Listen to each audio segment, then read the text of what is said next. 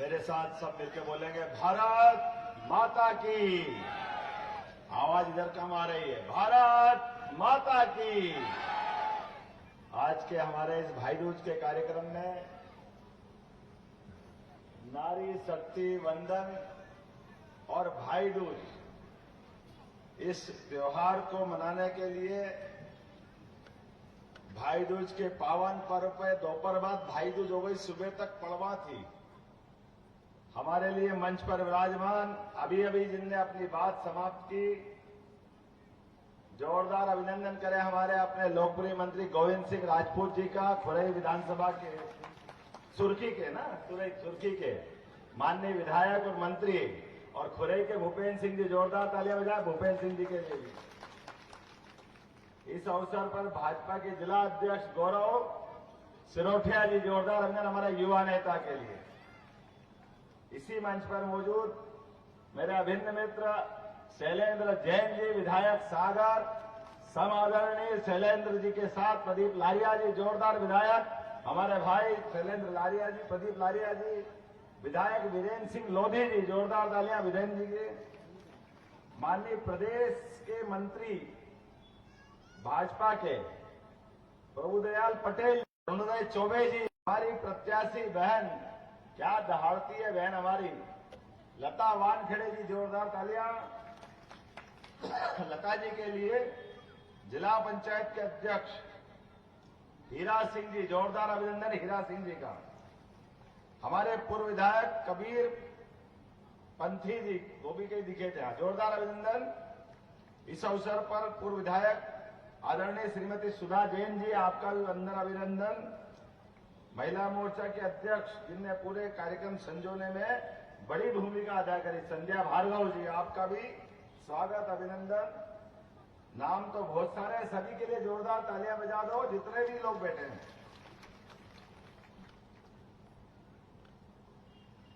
दुनिया वालों के लिए भारत और भारत की संस्कृति ये एक बहुत बड़ा रहस्य है, और उससे बड़ा एक आश्चर्य और भी है, क्योंकि दुनिया की अपनी मान्यता, दुनिया का अपना तरीका, जैसे देश और देश से जुड़े हुए सारी व्यवस्था सब पुरुष आधारित है, और हमारे देश की विशेषता अलग है। दुनिया में 200 से ज्यादा देश है, लेकिन किसी देश का नाम माता के आधार पे नहीं है। एकमात्र देश अगर कोई है तो हम अपने देश का नाम भारत माता की, ये मात्र संस्था के आधार पर जोरदार अभिनंदन करो अपने ऋषि मुनियों के लिए, जिन्होंने हमारी संस्कृति की जो धारा है, मां को कहां कहां ढूंढा। मां भगवान का साक्षात रूप है, मां श्रद्धा और आस्था की मूर्ति है। मां कहते हमको लगता है भगवान को हमने देखा नहीं देखा, मां को देख लो तो भगवान पे अपने आप श्रद्धा बढ़ जाती है। मां वो आस्था का केंद्र है। मां के प्रति श्रद्धा रखते हुए मां को हमने देश की सीमा में भी नहीं बांधा। मां के लिए हमने समूची वसुधा, समूची पृथ्वी वो मां के रूप में मानी है, और वहीं नहीं रुके। जैसे रक्त वाहिनियां हमारे शरीर के अंदर बूंद बूंद से शरीर के माध्यम से जीवन देती है, ऐसे इस पृथ्वी के ऊपर बहने वाली नदियां, उनको भी हमने मां स्वरूपा माना है। ये हमारा भाग्य है, ये हमारा सौभाग्य है। ये प्रकृति से परमात्मा तक, संस्कृति से अपनी समझ तक सब दूर हमको परस्पर रिश्ते से जोड़ती है, और रिश्ते जोड़ने में ही हमारी मां से जो हमको जन्म मिलता है, तो बहन से दुलार भी मां से कम नहीं होता है। इसलिए भाई दूज के अवसर पे आप सबको प्रणाम करता हूं। हमारे माथे पे लगने वाला तिलक और हाथ में बनने वाला धागा, यह हाथ में बनने वाला धागा आपके माध्यम से हमारी शक्ति का आधार बनता है, और दुनिया की किसी भी ताकत से लड़ने का साहस और पराक्रम की पराकाष्ठा करने की, तिलक लगाने की जो आपकी वृत्ति है, जीवन में हम अपने मस्तक को कभी किसी के आगे झुकने नहीं देते। इसका आधार हमारे हमारी बहनें होती है, मुझे इस बात का गर्व है। और एक नहीं हजारों हजार बार जब जब इतिहास ने हमारे से प्रश्न उठा करके पूछा क्या आपका पुरुषार्थ क्या है, आपका पराक्रम क्या है, आप किस संस्कृति के जाने जाते हैं, आपकी पहचान क्या है, तो हमारा अतीत जुड़ता है रणचंडी भवानी दुर्गा से। इस देश पे जब जब भी असुरी प्रवृत्तियों ने अपना अधिकार जमाना चाहा तो महादेव को भी पीछे रख करके रणचंडी दुर्गा ने अपने खड़ग से मुंडों की माल सजाते हुए उदाहरण पेश किया। हजारों लाखों सालों से हमारी संस्कृति वहां जाके जुड़ती है। देवी दुर्गा सरस्वती ये सदैव से पूरे देश का नहीं दुनिया का भारतीय संस्कृति का झंडा लहरा करके एहसास कराती है। और उस संस्कृति की धारा के माध्यम से पूरे देश के अलग अलग प्रकार के हिस्से बनाए। दुनिया में कोई देश ऐसा नहीं है, आज से 300 साल पहले तक समय गणना का केंद्र भी दुनिया को मालूम नहीं था। पहले वो 8 महीने का साल मानते थे, फिर साल के 12 महीने उनने जोड़े कि अगर गणना भी करना है, गिनती भी करना है, तो गिनती भी उनने हमसे सीखी है। दुनिया हमारी तरफ देखती है कि भारतीय संस्कृति अपना हिसाब कैसे रखती है, लेकिन अभी भी हमारा हिसाब रखने का तरीका उनको मालूम नहीं है। हमको मालूम है आज भी एक साल के 2 हिस्से हमारे उत्तरायण और दक्षिणायन से जुड़ते हैं, 6-6 महीने का हिसाब। और उत्तरायण और दक्षिणायन में जब दिन तिल तिल करके बढ़ता है तो संक्रांति आती है, और हमारे उस संक्रांति का सूरज चढ़ करके जब अपने उत्कर्ष पे पहुंचता है तो हमारा दक्षिणायन चालू होता है। हमारे महीने 12, हमारे पक्ष 15-15 दिन के, जैसे ही पूर्णिमा हुई कि 15 दिन का हमारा पूर्णिमा आते आते चंद्र अपनी 16 कला निखार के आता है, और इसके बाद कृष्ण के पक्ष चालू होता है, जब हमारे अपने चंद्र देवता को हम अपने आप अपनी आंखों से ओझल होते दिखाई देते हैं। लेकिन ये ओझल होते हुए केवल देवता चंद्र नहीं है, ये हमारी तिथियों की परंपरा भी चालू होती है। इसीलिए दुनिया को मालूम नहीं है कि हमारे ये तिथियों का क्या महत्व है, पर्व का क्या महत्व है, हमारे व्रत का क्या महत्व है। आप अंदाज लगा लो, जाने अनजाने हमसे भी गलती हो जाती है। अभी हम होली पे क्या देते हैं, शुभकामना। ये हमारी शुभकामना होली पे नहीं फलती है। जो तिथियों के आधार पर होली, मंगल पर की दिवाली, ये होली दिवाली के लिए हमारा मंगल पर्व होता है।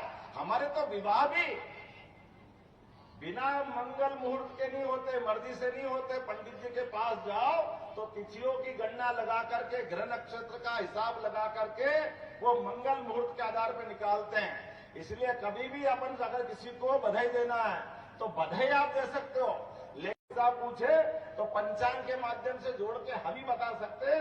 दुनिया का कोई भी गणितज्ञ हमारे पंचांग के आगे फेल है। जोरदार ताली बजाओ अपने प्राचीन ज्ञान विज्ञान के लिए। और ये विज्ञान ज्ञान ये हमारी सनातन संस्कृति है, मात्र संस्था आधारित संस्कृति है। इसलिए हमारे घर परिवार में पुरुष कितना भी कमा ले, कुछ भी कर ले, लेकिन घर में आके परिवार में अगर माताजी के आधार पर हमारी व्यवस्था नहीं चले तो घर बेकार, घर बिगड़ जाता है। घर में हमको कोई बचाने वाला नहीं मिलेगा। दुनिया में सारे देश इस बात को जानते हैं कि परिवार को इकट्ठा रखने के लिए, एकता बनाए के रखने के लिए अगर कोई आदर्श देश है तो वो एकमात्र देश भारत है। इसलिए सारे देश दुनिया के भारत की तरफ देखते हैं, हमारे तीज त्योहार की तरफ देखते हैं। ये परिवार परंपरा के आधार पर देखते हैं। परिवार में 4 भाई है, अगर 2 कमाते और 1 नहीं कमाता और 1 बीमार है, लेकिन ये केवल भारत में ही होता है कि चारों का परिवार, चारों भाइयों को परिवार एक माताजी और पिताजी के माध्यम से सबको प्रेम लुटाते हैं। जो कमाता उसको भी खिलाते, जो कोई कारण से बीमार है तो उसके प्रति तो ज्यादा लाभ लुटाते हैं। ज्यादा कमाने के आधार पर कोई अलग से इसमें उसको परिवार में नहीं मिलता। ये हमारी संस्कृति, इसी को कहते हैं जियो और जीनो दो की संस्कृति, जो नदी पहाड़ पर्वत सबसे प्रेम करना सिखाती है, युगों युगों से आगे बढ़ाती है। आप बताइए, होली में भी भाई दूज और दिवाली में भी भाई दूज, ये केवल अपने भारत में ही हो सकता है, और कहीं नहीं हो सकता। जोरदार अभिनंदन मनाओ अपनी संस्कृति के लिए। क्या होली की, क्या दिवाली की, और होली में रंगों में सराबोर होकर के हम अपने सारे रंग शरीर से लगा करके अपने जीवन से सारे बदरंग धोने का संकल्प लेते हैं और दिवाली के दिन खूब अंधेरी रात में एक दिया लगा करके जीवन के सारे कष्ट दूर करके सूर्य संस्कृति के आधार पर हम परमात्मा से जोड़ने के लिए ये शरीर के अंदर आने वाली आत्मा ज्योति स्वरूप आती है और जिसने जन्म लिया है उसको आखिरकार ये शरीर छोड़ना है। आने और जाने के क्रम में परमात्मा वो पवित्रता हमारे जीवन में बनाए रखे। भूल से भी हमारे हाथ से गलत काम नहीं हो, किसी का अपमान नहीं हो, किसी का दिल नहीं दुखाए, सबको लेके चले। ये प्रत्येक त्योहार हमको संस्कृति सिखाते और धर्म सिखाते। इसी को हमने मानव धर्म कहा है। आज के इस अवसर पर बुंदेलखंड की धरती पर चूंकि चुनाव के मौसम में मैं आया हूं, मैंने कहा तिथि से ज्यादा पवित्र हो ही नहीं सकता कि भाई दूज मिल जाए। ये परमात्मा की दया। बहनों को नमस्कार करके बहनों का हाथ में क्या होड़ मची है। मैं बहनों से कह रहा था केवल इसी हाथ में क्यों बांध रहे हो, ये कोई दूसरे ने थोड़ी दिया, ये भी भगवान ने ही दिया है। ये हाथ कम पड़ गया तो दूसरे पे बांध करके बहनों ने प्यार लुटाया।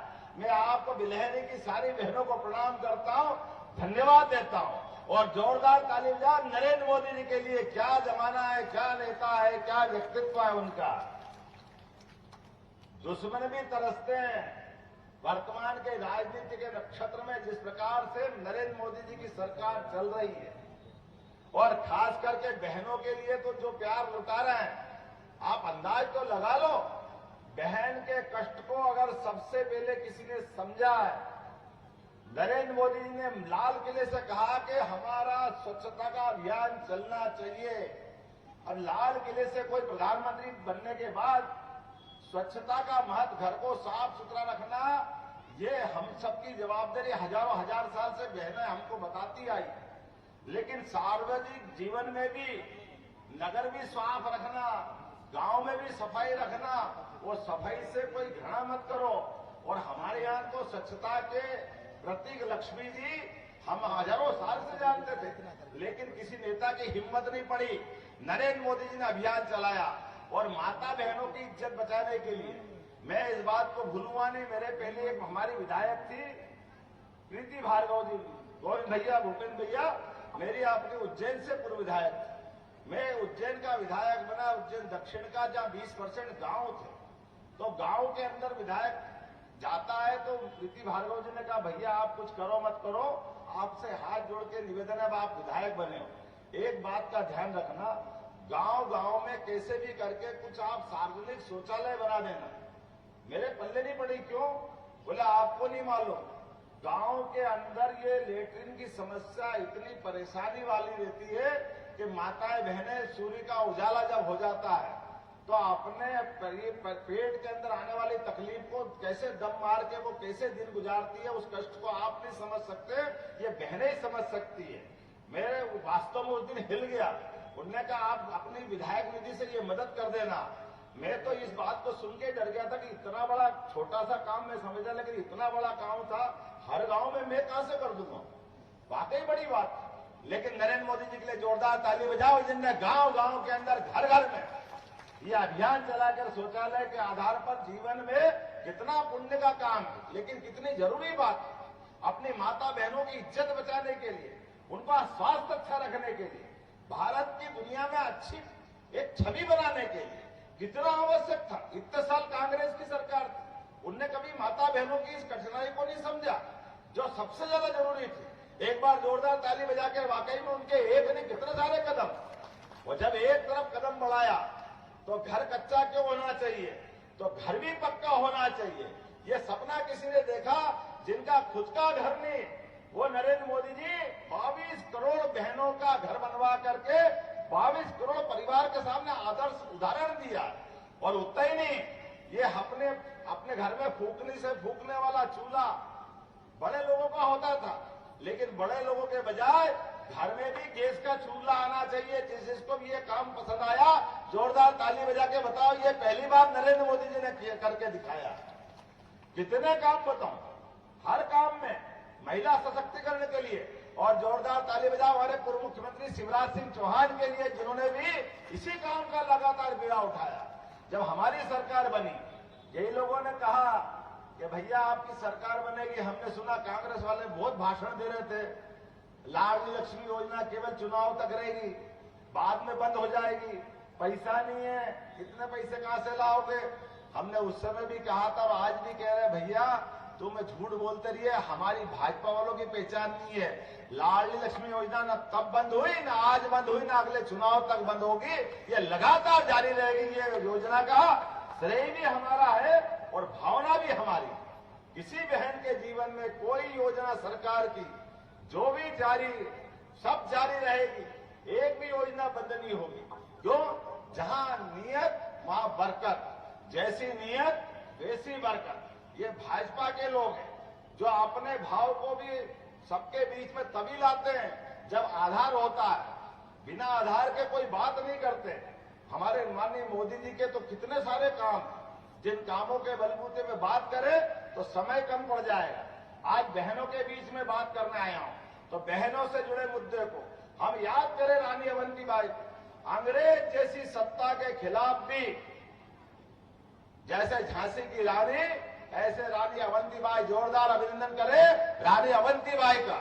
अपने तलवार के बलबूते पर अंग्रेजों को धूल चटाने का काम उनने सबके दुनिया के सामने करके दिखाया कि इस देश के खाली भाई नहीं है, बहनें भी खाली रणचंडी बोलने के नहीं होती। जब भी मौका पड़ेगा तलवार के माध्यम से देश के दुश्मनों का अंत कर सकते हैं। और इसीलिए सागर के अंदर रानी अवंतीबाई के नाम पर एक विश्वविद्यालय देने का काम हमारी सरकार ने किया। जोरदार अभिनंदन करें रानी अवंतीबाई के नाम पर। हमारे यहाँ रानी दुर्गावती, जिनके नाम पर सरकार बनने के बाद हमने पहली कैबिनेट की, जबलपुर में एक यूनिवर्सिटी दी। हमारे यहाँ ये जो भाव कभी हो ही नहीं सकता है कि जिन लोगों ने देश के लिए अपनी कुर्बानी दी उनको हम भूल जाए। अगर उनको हम भूलेंगे तो हमारा अपना देश के साथ अन्याय करेंगे।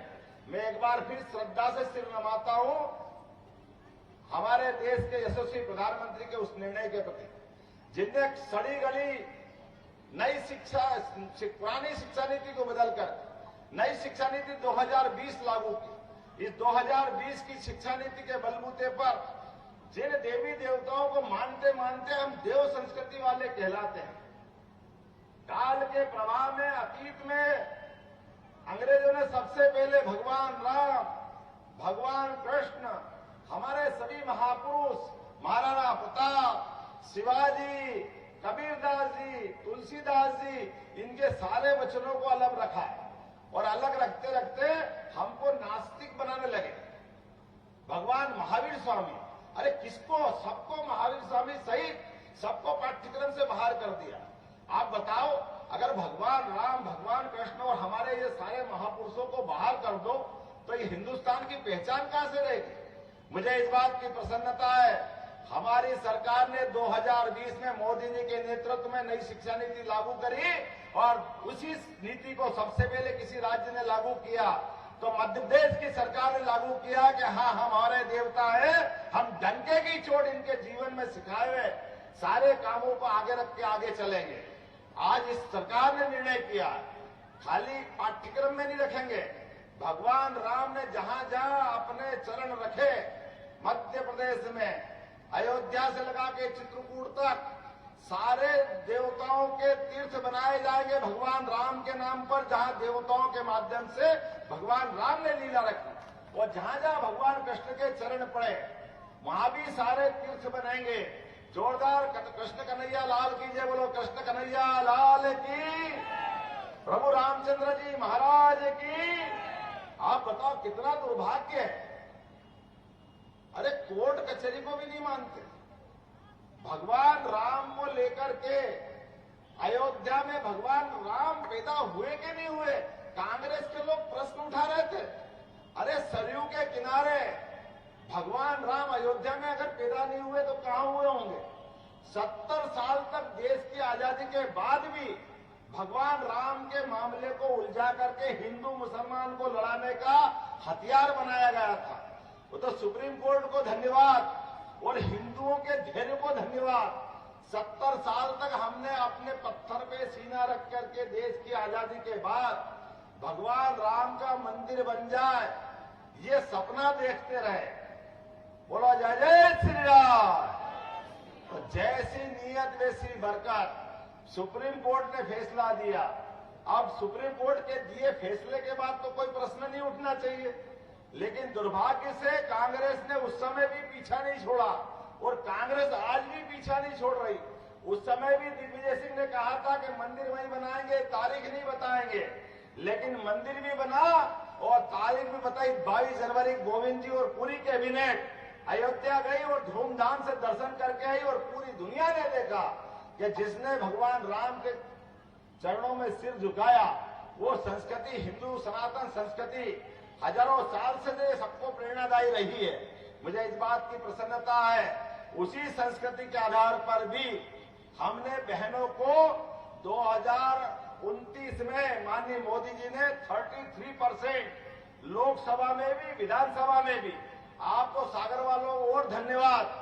आपके यहां मुझे लगता नहीं कि पहले कभी बहन को यहां से लड़ाया होगा। लड़ाया क्या? तो आप तो और 2 कदम आगे हो।